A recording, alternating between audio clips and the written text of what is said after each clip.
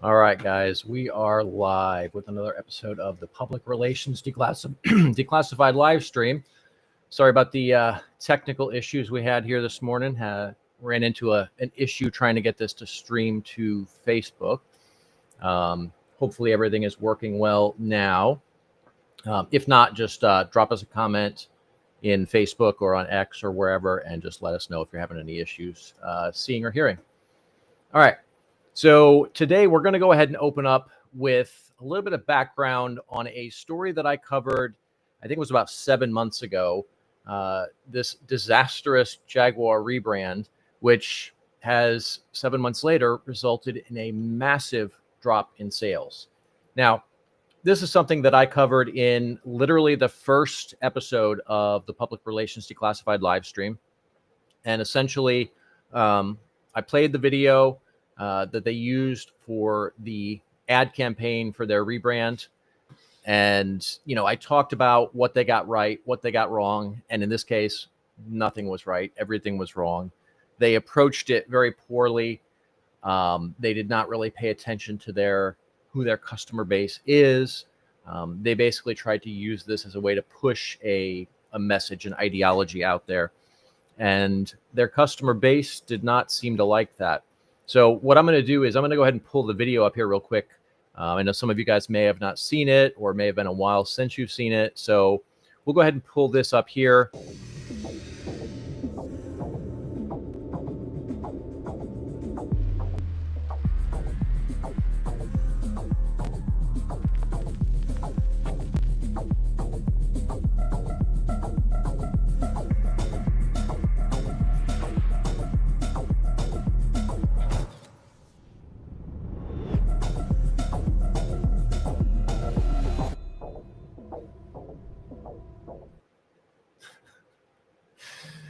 Okay, so obviously nothing about a car in there. There's nothing about the brand. There's nothing that appeals to people who would buy a Jaguar. And like I said, I did a really detailed breakdown of this. In fact, Chrissy, why don't you go ahead and drop the link to that first episode? The link is in the show notes. Go ahead and drop that into the chat for anyone who has not seen that first episode.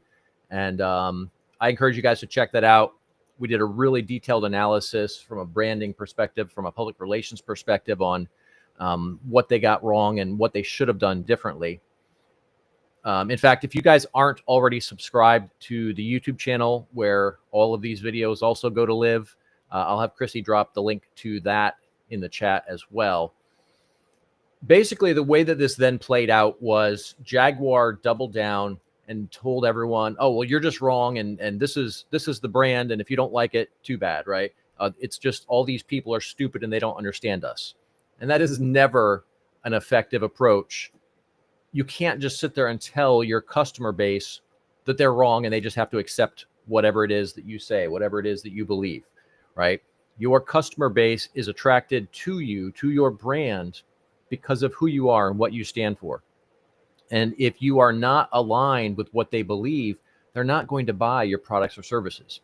So this idea that you can just tell them that they're wrong and stupid is ludicrous. And it played out in their sales volume. Just 7 months later, their Europe sales dropped by 97%. Technically, it's 97.5%. But at that point, what difference does a 0.5% make, right? But this has absolutely destroyed their sales. So they sold a grand total of 49 cars in Europe, the entirety of Europe, because they missed the mark so badly on this rebrand. And they handled the public's response to it very poorly as well. So, and to put this in perspective, it's not just Europe. Those were the European numbers that were released recently. But worldwide, the brand is down. I think it was 74%. So they're getting destroyed in all markets, in all ways. So this is kind of a good example to look at when it comes to handling a PR crisis the right way, right? We talked about what they got wrong in the rebrand. We also talked about how they got it wrong when they basically tried to tell all of their customers that they were wrong. So the bottom line is that your opinion of your brand does not mean anything. Okay. All that matters is public perception. And when it comes to branding, when it comes to public relations, when it comes to operating in the real world, public perception is perceived reality. So if that's what the public thinks, then that's what you have to deal with. You have to operate in that environment. You can't just tell them that they're wrong. You have to demonstrate the truth, whatever that may be, whatever it is that your brand stands for. And if public perception doesn't align with your perception, then it is 100% your responsibility to resolve that. So like I said, you can't just tell people they're wrong. You have to show them what reality is. And you may find yourself having a position that your customers, your potential clients do not agree with, do not like. And that's where you come to a really difficult decision. If you really believe that, then is that something you want to stand on and continue pushing? If so, then you have to find a different demographic. You have to target a different type of customer. And they did not do any of this. You also have to be objective. And let's be honest, most of us are not objective. We look at our brand, whether it's our company brand or whether it's our personal brand. We look at that like it's our baby. It can do no wrong. Whatever we think about it is what it is. And, let's be honest, some people's babies are shitty, right? So the same applies to your brand, right? Everybody loves their baby. They think their baby is the greatest thing in the world. Just like everybody loves their brand, they think it's the greatest thing in the world. But ultimately, we have to look at how the public feels about our brand. We have to look at how other people perceive what our brand is doing and what our brand stands for. Now, if you find yourself in a situation like this, which most of us are not going to find ourselves in as public a situation as Jaguar has, right? It's a giant company, multinational corporation. They're doing business all over the world. They've got a much larger footprint. So anything that happens to them is going to happen at a much larger scale. But the fundamentals are the same. And all of the things that happened to Jaguar with their rebrand and then their response to the public's reaction to it, all of these things can happen to all of you, just on a smaller scale. But it's no less impactful for you than it will be for them. So if you find yourself in a situation like this, you're probably going to have to change some things about your brand, your behavior, and your offerings, right? Like, what do you stand for? What do you believe in? How do you conduct business? What types of products and services do you offer? If you find yourself in a position where the public does not align with your brand, the public, and when I say the public, I don't mean everybody, because there's always going to be people who are not your target market.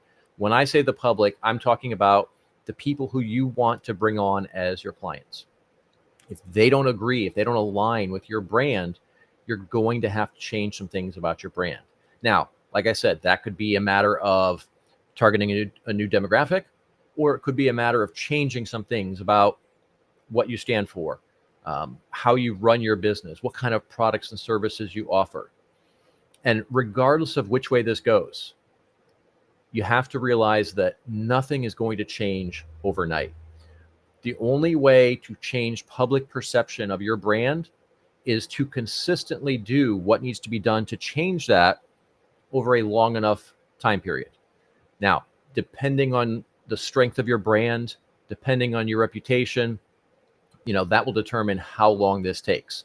So if you've generally had a great brand that everybody loves, people are aligned with it, they respect you and trust you, and you have a little mistake somewhere, recovering from that is relatively fast, right? Not the most difficult thing in the world either.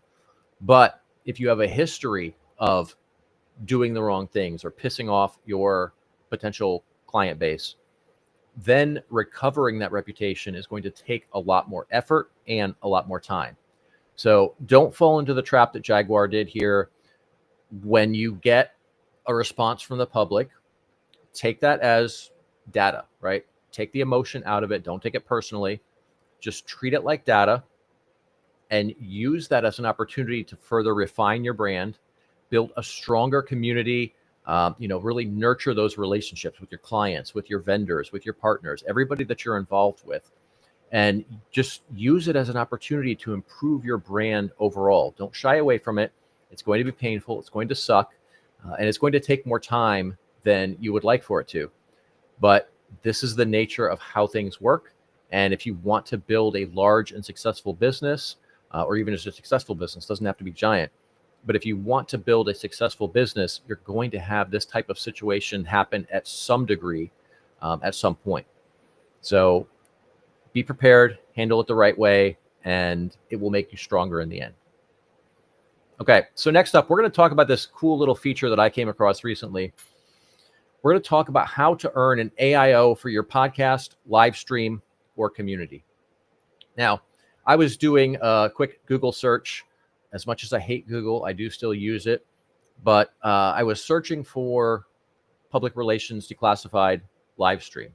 So I just put in the brand, Public Relations Declassified, into Google. And I noticed, and this was a week or so ago, I noticed that we had a AIO, Google's AI overviews, displaying for the brand. And this is really cool. As much as I hate AIOs, and I've talked about the damage that they are doing to brands in a lot of different ways, there are some benefits to this. So in this case, you can see here that this AIO gives a pretty good description of Public Relations Declassified, what it is, what we do, what we offer here. There's the live stream, there's the VIP community, there's all of this information and resources, there's all these different things. It's got a really good breakdown of not only what this is as a whole, but it also breaks down a lot of the information from the episode. So it's got a lot of the key topics that we've covered in some of the previous live stream episodes. It's also got links to specific episodes. Some of them, it's linking to the post on Spartan Community, where our portal is, and all of the PRD live stream episodes live, as well as the Spartan Community content. So it's got links to all of those. It's also got links to YouTube, where these episodes also live. It also has links. Can't quite see it in here. The screen is a little bit small, but usually it has a link to my IMDb listing as well. So it's got a lot of third-party validation here. And this is a really powerful opportunity for all of you. So let's talk about why this matters. So the first thing to think about is the first impressions are going to come from your content, right? Somebody's going to come across your podcast, your live stream, or your community, and they're going to find a piece of content there. Might be an old podcast episode, might just be a text post, whatever. But basically what's going to happen is they're going to get a first impression from that. Either they come across it themselves, or somebody shares it or tells them about it, talks about it in some way, whatever. Most people will have not formed much of an opinion yet on your brand, whether it's a live stream, a podcast, a community, whatever. That content is either going to push them away, or it's going to push them to look deeper into whatever it is that you've got. Now, this is where AIOs come in. So first thing they're going to do is they're going to go over to Google. They're going to put in your podcast or your live stream into Google to see what comes up for it. Now, if they just see, a bunch of episodes, if they just see maybe your Apple Podcasts listing, things like that, okay, it's not inherently bad, but it's not particularly powerful either. Whereas if they see, this great big AI overview, that indicates to them that this is an important piece of content. This is an important podcast or an important live stream or community, because Google has created this AI overview for it. Now, Google right now is aggressively pushing all of their own AI tools. So they're really trying to maximize these AIOs wherever they can. So this is a great opportunity for you to create that authority status. So let's talk about what an AIO is. So first of all, it's similar to a knowledge panel, which I have talked about on some of the previous episodes. Knowledge panel is that little thing you see across the top and down the right side, where it's got images and little cards of other websites that you're cited in, things like that. And it basically demonstrates that you are somebody who is considered authoritative. You're prominent. And that is triggered algorithmically. It's not something you can apply for. It's not something you can, there's no way to ask for it in any way, shape, or form. It is 100% triggered by the algorithm. And that algorithm is looking for certain things.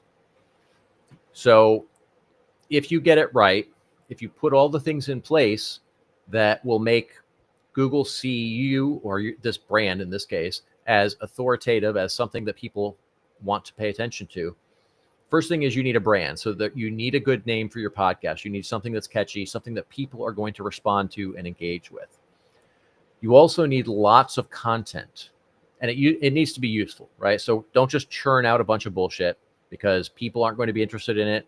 And because nobody's going to engage with that, then also Google will see that it's not really useful. It's not really authoritative because nobody's engaging with it. And so as a result, you're not going to earn that AI overview. And it's worth noting, as much as I hate to say it, that yes, if you're going to do this, your content needs to be on YouTube. So we've been putting the PRD episodes up on YouTube for forever. In fact, Chrissy, drop that link in the chat. I think we may have one in there already, but just go ahead and drop another one in there for that. Take a look at our YouTube channel, and you guys will see how we've structured all of the episodes for Public Relations Declassified. And you want to take a similar approach to that. But the other side of this is third-party validation. So it's not enough just to put out a bunch of great content and just hope that something shows up, because that's not going to happen. Google needs valid sources citing your brand as something relevant so that they can tell that other people really care about this, and that will help trigger this AI overview. So one of the ways we could do this is with press releases. Now, I think it was last week's episode where we talked about how to write a press release that actually gets results. We want to take that same approach. If you've not seen that episode, I encourage you guys to check it out. But we want to make sure that anything we're putting out in a press release is newsworthy. We're not just putting out a press release just so that it goes out and gets syndicated in some places. We're putting out a press release because we have something newsworthy to share. And if it's newsworthy, there's a greater chance that other media outlets will pick it up and run a story on it organically, right? So we don't want to just put out a press release and just use it as kind of like checking a box, right? We're not just completing a task just for the sake of completing the task. But Google does look at these press releases as a source of validation. The bigger aspect here is legitimate editorial features. So if a journalist writes a story about you or writes a story and features you in that story, that carries a lot more weight than a press release, like exponentially more. And so that's something else that you want to focus on as well, is getting your brand cited in the media. That tells Google that this entity, this brand of yours, whether it's a podcast, a live stream, a community, if that's getting cited in the media, then it must be important. It must be authoritative. People must care what you have to say. And that helps to trigger that AI overview. And then there's also other relevant sites that can help as well. So I actually did we put together a PDF not too long ago where we break down how to get cited in these AI LLMs. And one of the things we talk about in there is some of the sites that these AI tools are looking at as data. Now, these are not your traditional media outlets like Fox Business, Forbes, Inc., stuff like that, but they are considered authoritative sources of data. So Amazon is one example. If you've published a book, that helps you getting cited in the LLMs. If you are listed in IMDb, Crunchbase can be useful. There's a lot of these other websites that are really useful in getting cited in the LLMs. And the more of them that you are cited in, the more likely that your brand for your podcast or live stream is going to show up in this AI overview as well. So this is super powerful. Like I said, it really creates an impactful presence. If somebody searches for your podcast and here's this great big thing on the screen that takes up like half of the screen space, if not more, and just displays all this great information, it really positions you as an absolute powerhouse in your industry, right? Because not everyone has one of these. So go through these steps, do the things that you need to do to get that triggered for your podcast or your live stream. And it's going to let you come into relationships with a lot more authority. You know, if you're coming in and talking to someone, or you're pitching a client, or you're talking to somebody about doing a joint venture deal, whatever it is, when they see this authority status, that puts you in a lot stronger position. So this is definitely something you guys want to jump on. It's not, I wouldn't say it's easy. It's not complicated. It does take a fair amount of effort, but it's not complicated, and it's free to do. So it's something you should absolutely take advantage of, and sooner rather than later, because eventually they're probably going to be a lot more stringent about who they're citing in these. So if you earn it early, you're in a lot stronger position, and there's a lot less competition. So keep that in mind and put that in action. All right. So next up, we're going to talk about leveraging shock value the right way to earn publicity. Now, any of you who have followed me on social media for more than 5 minutes know that I am not afraid of pushing the boundaries when it comes to content, right? I will say things that a lot of other people won't. I'm not really worried about the backlash. And part of that is because, you know, everything that I talk about, like, I actually believe it. It's not a thing that I'm doing just for shock value or just to get a reaction or anything like that. If I'm going to take a stance, it's going to be for a purpose, but I don't really worry about the, you know, being politically correct. The reason this is such a powerful tactic is because emotions get people talking. Now, there is a right way and there's a wrong way to do this. But the first thing you need to know about this is there will always be backlash. If you say anything that could be considered even remotely controversial, and today I think it would probably be fair to say that you don't even have to be controversial. You can just say something that 5 years ago would have been a completely normal position to have, and somebody's going to get pissed off and offended by it. So just be prepared for that. It's all a part of the equation. It doesn't really change anything. But also remember, it's better to be attacked than ignored, because if you're ignored, you cannot create any real impact. You cannot, you know, sell enough of your products or services. You cannot influence people. You cannot do the things that you need to do to create a meaningful impact. So if you're out here getting attacked, yes, it doesn't necessarily feel great, but you have a situation where people are talking about you. And while some people are attacking you, that is bringing awareness to you and your brand among other people who maybe don't agree with what the people who are attacking you are saying. So it's still drawing people into your circle in a positive way, even if it doesn't feel like that on the surface. So if you do it right, the negative backlash will usually be minimal and it will die off relatively quickly. But like I said, we have to remember that backlash is always going to be an essential part of this equation, because that's what we're doing, right? We're leveraging people's emotions to get people to talk about us. Some will agree with us, some will think we're horrible people, and that's okay. But you need that negative side of it to create the polarity. So when we do this, we want to approach it in a way that aligns with your brand. So you want it to be relevant to your industry or whatever it is that you offer, your products or services. So I've got a great example here we're going to jump into in a second, but I want to highlight the fact that I want you not to make the mistake of jumping into irrelevant trending topics just because people are already emotionally charged about them, right? So some of those topics could include war, social issues, even gossip. A lot of times there's no real value in using those types of topics to create shock value because they are very polarizing. And frankly, most of them are not going to be relevant to your industry.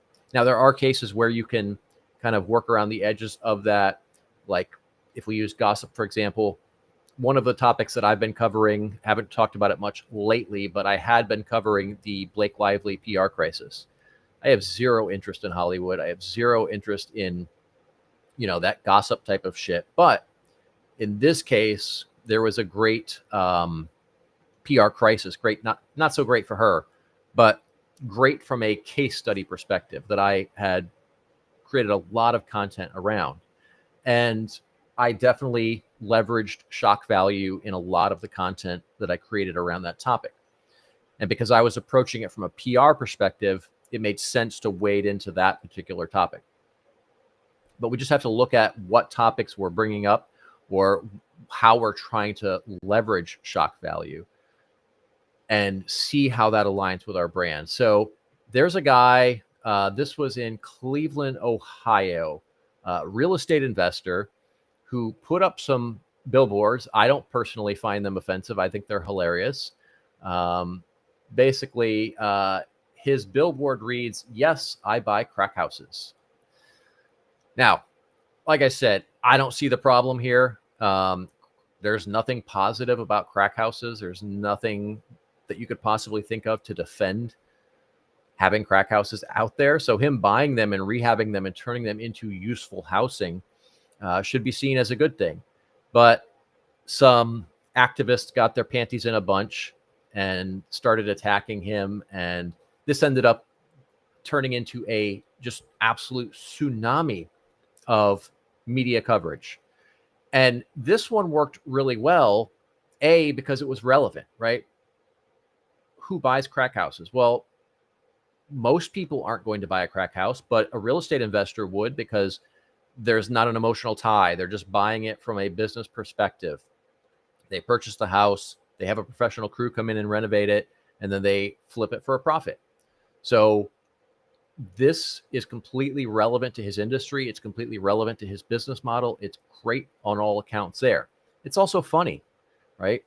I don't care what your stance is on drugs. This is a kind of a funny approach, right? We've all seen the "we buy ugly houses," billboards, yard signs, all that stuff. This just kind of takes that concept to the next level. And I think he did a really good job of getting attention. And it's not overly outrageous, right? Like, he's not saying, anything about buying it from the drug addicts. Obviously, it's probably not their house anyway, but he's not going over the line. He's not becoming too outrageous. He's got just the right amount. And the cool thing about this is it created dozens of media features. So I did a quick look this morning, and it was like 3 or 4 pages deep into the Google search results. I was still finding news stories that had covered this. Well, what is it they had in the billboard? Check that out. At the bottom of that billboard, you may not see it very well because of the little caption there at the bottom, but it's got his handle on all of his social media. So every single news outlet that ran this story, they're giving him more free publicity. So most people are going to look at the story. They're going to say, "I don't see a problem here. This is totally fine. This is not anything to be offended by." But on top of that, now his name is being blasted everywhere. So all of these other people can go and connect with him on social media. And I guarantee you, there's at least a few people in those markets that all those TV segments ran and all those articles ran. I promise you, there is somebody sitting there with a house that they want to get rid of and they don't know who to talk to. And they're going to reach out to that guy because they know what he does. They probably think he's kind of a funny and cool guy, and they know how to get a hold of him. So this, by kind of pushing the boundaries a little bit and creating something a little bit controversial, he created probably hundreds of thousands of dollars, if not millions of dollars worth of free publicity that's going to result in direct leads, direct relationships that can turn into business partners, and just tons of opportunity. He handled it the right way. Now, I'm also going to give you an example of handling it the wrong way. So this is a tweet from a guy named Destiny, probably one of the most horrible humans that exists today. But he did a little tweet on X saying, "I heard God killed those kids because they were using NordVPN, promo code Destiny, to get around the Texas porn ban." Now, That's pretty disgusting. I don't care who you are. I don't care what your political views are. Using dead kids who died in a natural disaster to pitch, an affiliate product is pretty slimy. And that's an example of how not to use shock value in your efforts to get publicity. Now, NordVPN did reach out to him, and they did comment on there basically saying that it falsely suggests a sponsorship. I have a feeling that Destiny is going to enter the find out stage at this point. And if they end up suing him, he will probably go down faster than he did on that one live stream. And I know some of you probably know what I'm talking about. If you don't know, then I don't encourage you to go look it up because it's pretty terrible. But that being said, that's an example of how to do it really poorly. Now, there's a guy that I know through one of the groups that I'm a member of, Tucker Max. Now, I had read some things about how he had promoted this book years ago before I actually met him, and I thought that this was pretty brilliant, frankly. And in a nutshell, what he did was he put out a book about his, drinking and partying days, and your typical like frat boy kind of lifestyle.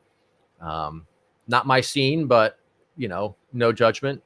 Everyone live your life, do what you want to do. But one of the things that he did that I found fascinating was he created these personas, fake email addresses, fake social media accounts, and attacked himself from these accounts, and even reached out to the media and said, "Oh my God, have you heard about this horrible book? Why aren't you guys talking about this? People need to know about him and the terrible things he's doing and this, that, and the other." And so this created an absolute wave of publicity.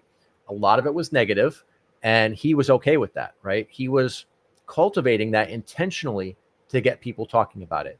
And then what happens in a case like that is, like I mentioned earlier, there's always going to be backlash with anything you're doing. But if it aligns with what your brand likes, like your audience, if they agree with what you're doing, if they share your views, they're going to come up and defend you. And that's what happened, right? A lot of people attacked him, but even more people defended him. But as a result of the controversy, as a result of the shock value, it created just mounds and mounds of positive publicity. Lots of negative publicity as well, but that directly translated into book sales. Now, he was on the New York Times bestsellers list for 5 years with that book. And for a period of time, it was the #1 best-selling book. And since then, he's had, God, I don't know, probably more than half a dozen, maybe less than a dozen books. And they've all absolutely killed it. Super smart guy. But this is another example of using shock value, using controversy to get publicity, right? Because you have to elicit that emotion. You have to get people worked up about a thing so that they're going to hear what you're talking about. They're going to look deeper into what you're doing. And then as they do that, you're pulling them deeper into your circle. But the key thing we want to look at here is leveraging shock value properly to get that publicity, right? You want to create something where there's a reason that somebody wants to do a story on you, right? You having a great business is not a reason. Everybody says they have a great business. And frankly, that's not the kind of article that somebody's going to read or a TV segment that somebody's going to watch anyway. Hey, here's this great business and here's why you should know about it, right? Nobody gives a shit about that. But if you have something controversial, you have something shocking, something that's going to get people riled up, that's the kind of story that journalists love to create. And that's the kind of story that audiences love to consume. So absolutely leverage shock value and use this to earn more publicity. Okay, so we're going to close out the episode today with Jeremy's PR PSA, and that is the public is always the final arbiter. Public perception is everything, and it's on you to ensure that your brand has the image that you want. Now, we talked about this in the first segment. What the public thinks about your brand is your brand. What you think about your brand is meaningless. So you have to consistently demonstrate what your brand is about, what your brand stands for, how you conduct business, what you believe in, all of that. You have to consistently demonstrate that. And if your audience doesn't believe that you are the things that you believe, then you're either not doing the things that you actually say that you're doing, or you're not doing a good job of demonstrating that and showing them what you're doing, showing them what you stand for. So at the end of the day, regardless of how you feel about anything, you have to make sure that your audience, your demographic understands your brand the way that you want them to understand it. And if they don't, it's 100% your fault. So if that's the case, if you're in a position where the public doesn't see your brand the same way that you do, then you need to get out there. You need to start producing a lot more content on social media. You need to start getting featured in the media. You need to start putting your voice out there. You need to engage with your community. You need to get active and get them to see what you're doing so that they will perceive your brand in the same way that you do. And if you don't do that, you don't have a brand, or at least you don't have an effective brand. So this is something that should be at the top of your priority list. Every day, you need to be working to build a stronger brand, because that's what separates one company from another. And if you have a weak brand, you're going to have a weak business. And in today's economy, everybody is fighting harder than ever. And so every advantage that you can get is critical. So you need a strong brand to absolutely crush it. And frankly, it's a matter of survival at this point with the economy going the way that it is. So that's a wrap for today, guys. If you guys found something valuable in this, I would love it if you'd share this with somebody. If you're not connected with us on social, go ahead and hit us up there. I know Chrissy dropped a link to the YouTube channel in here. Definitely subscribe if you're not already. And that QR code is a link directly to our free Facebook group, where we not only stream the PRD live stream, but also share a lot of other useful content. And plus, there's a lot of really cool people in there to connect with and collaborate with. So join us over there, and I will see you guys on the next episode. Thanks, everyone.